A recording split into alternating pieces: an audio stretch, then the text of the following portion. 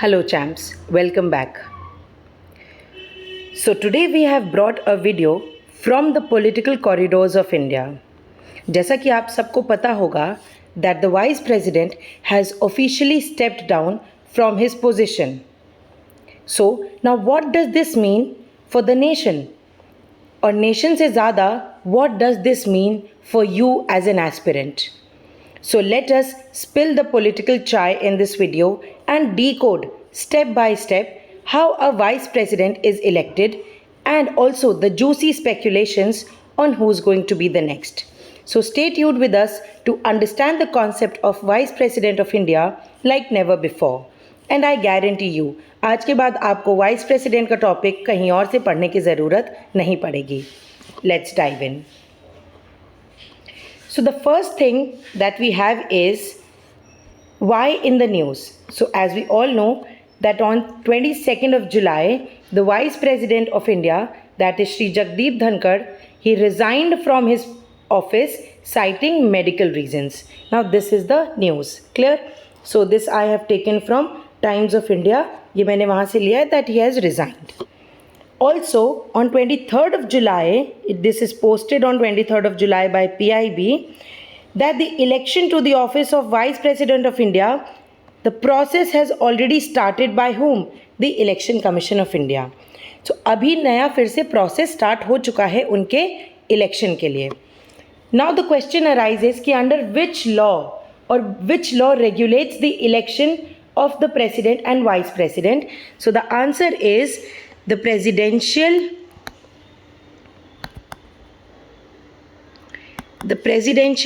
and Vice Presidential Election Act of 1952. Clear?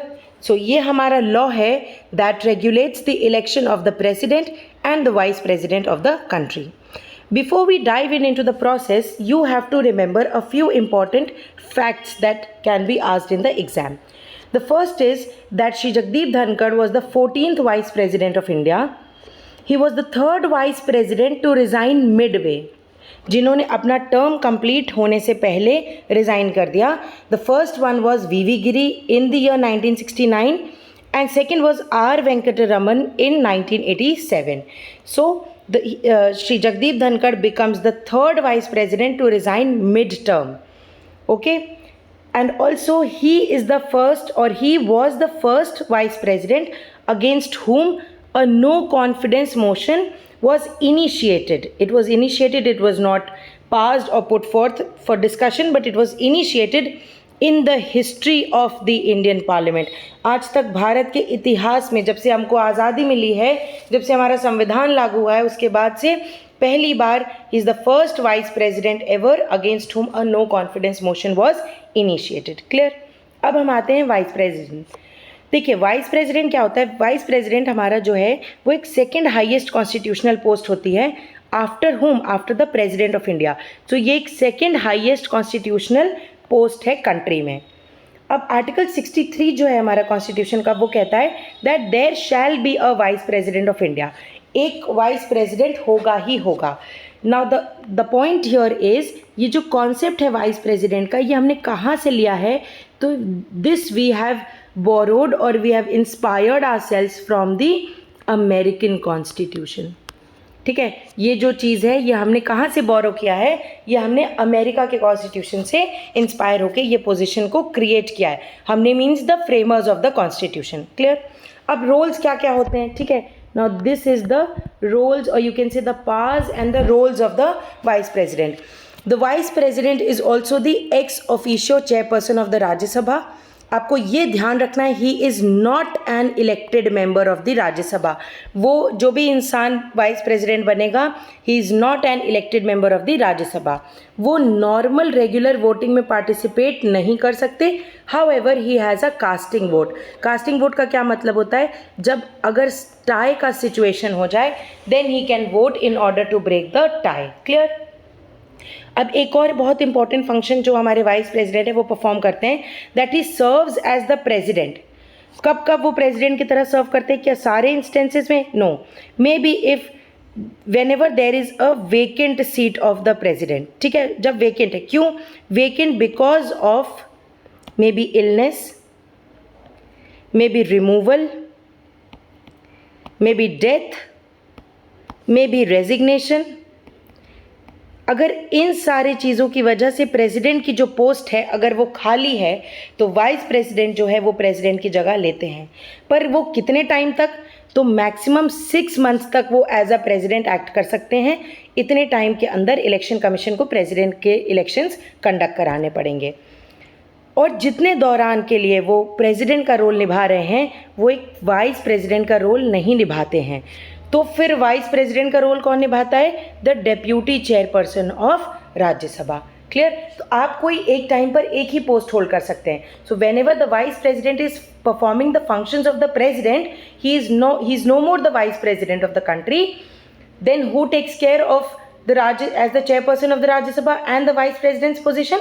The deputy chairperson of Rajya Sabha. Clear?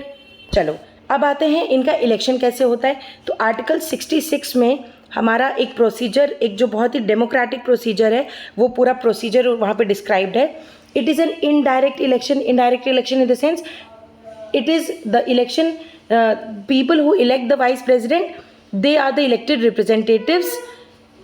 The country, the citizens of the country, they elect the representatives and the representatives elect the vice president. Clear? तो एक electoral college उनको elect करता है जिसमें कौन कौन लोग होते हैं ये आपको बहुत इंपॉर्टेंटली याद रखना है। All the members of Lok Sabha and all the members of Rajya Sabha including the nominated ones. ये जो पॉइंट है ये आपको बहुत अच्छे से ध्यान रखना है, including the nominated ones. Why? Because president के इलेक्शन में nominated members are not included and president के इलेक्शन में members of the legislative assembly are also included, क्योंकि वो एक फेडरल स्ट्रक्चर को रिप्रेजेंट करते हैं। फेडरलिज्म को दर्शाने के लिए ये चीज़ रखी गई है। Clear? Next is proportional representation से वोट होता है, सिंगल ट्रांसफरेबल वोट होता है और सीक्रेट बैलेट से होता है। ठीक है, आपके एग्जाम में क्लैट के पर्सपेक्टिव से इंपॉर्टेंट नहीं है कि कैलकुलेशन कैसे होती है, मैंने बस उसको वहाँ पर एक जरा सा आपको बता दिया, थोड़ा सा इंक्लूड कर दिया that the total number of votes are divided by 2 और लास्ट में 1 ऐड करते हैं। ठीक है, ये आपके लिए वैसे उतना इंपॉर्टेंट नहीं है, बस जस्ट एक मैंने मेंशन कर दिया। Clear? Next is something it is of importance that कोई भी अगर वाइस प्रेसिडेंट के इलेक्शन को लेकर के डिस्प्यूट होती है तो वो डिस्प्यूट कहाँ पर जाएगी? वो डिस्प्यूट हमारी सीधे सुप्रीम कोर्ट में ही जाएगी। ठीक है, और वाइस प्रेसिडेंट के इलेक्शन के लिए किसी कैंडिडेट को अगर हमें नॉमिनेट करना है उसके लिए हमें 20 प्रपोजर्स और 20 सेकेंडर्स की ज़रूरत पड़ती है। ठीक है, अब क्वालिफिकेशन से बहुत इजी है। क्वालिफिकेशन क्या क्या है? इंडिया का सिटीजनशिप होना चाहिए, मिनिमम 35 ईयर्स ऑफ एज होनी चाहिए, राज्यसभा का मेंबर बनने की क्वालिफिकेशन होनी चाहिए। ऊपर क्या पढ़ा था कि वो राज्यसभा का मेंबर नहीं होना चाहिए, यहाँ क्या पढ़ रहे हैं कि वो राज्यसभा का मेंबर बनने के लिए क्वालिफाइड होना चाहिए। Clear? Next, he must not hold any office of profit, मतलब केंद्रीय सरकार, सेंट्रल गवर्नमेंट या किसी भी स्टेट गवर्नमेंट में वो किसी भी ऑफिस ऑफ प्रॉफिट को होल्ड ना करते हो। मतलब आप सिंपल टर्म्स में समझ लीजिए कि वो किसी भी गवर्नमेंट की पोजीशन होल्ड ना करते हो और सैलरी ना ड्रॉ करते हो। क्लियर? और अगर वो ऑलरेडी MP या MLA हैं तो he has to resign from that post in order to become the vice president. Clear? अब आते हैं सबसे इम्पॉर्टेंट चीज़ पे, कैसे वाइस प्रेसिडेंट की पोजीशन खाली हो सकती है? 2 ही तरीके से हो सकती है, या तो रिज़ाइन करके या उनको रिमूव करके। रेजिग्नेशन है आर्टिकल 67A में, जो कि इस केस में हुआ। Shri Jagdeep Dhankhar ji has written a letter to the president. किसको अपना रेजिग्नेशन रेंडर करते हैं? प्रेसिडेंट को रेजिग्नेशन दिया जाता है। उन्होंने अपना एक लेटर लिख करके प्रेसिडेंट को रिज़ाइन किया है। ठीक है, दूसरा रिमूवल, आर्टिकल 67B में उनके रिमूवल के लिए बात की गई है। क्या कोई ग्राउंड मेंशनड है रिमूवल के लिए? No ground is mentioned. But क्या प्रेसिडेंट के रिमूवल के लिए ग्राउंड मेंशनड है? Yes, violation of the constitution. But vice president के रिमूवल के लिए कोई भी ग्राउंड मेंशनड नहीं है। लेकिन उनको रिमूव करने के लिए जो भी रेजोल्यूशन इनिशिएट किया जाएगा उसके पहले उनको एक 14 डेज का नोटिस देना ज़रूरी है।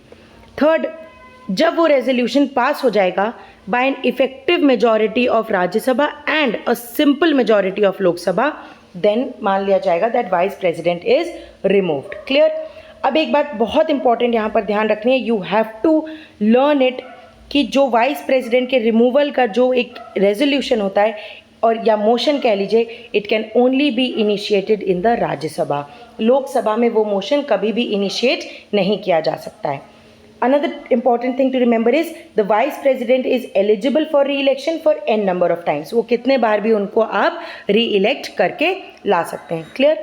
सो यहाँ पर आपका टॉपिक कंप्लीट होता है वाइस प्रेसिडेंट का।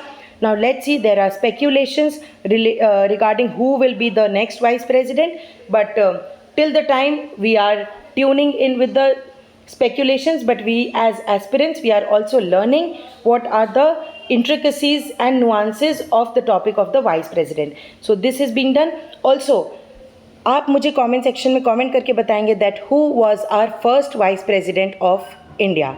सो please comment on the comment section कि first vice president of India कौन थे। And if you like this video, please like, share and subscribe, and stay tuned for such informative content that will help you slay your CLAT exam. Thank you so much.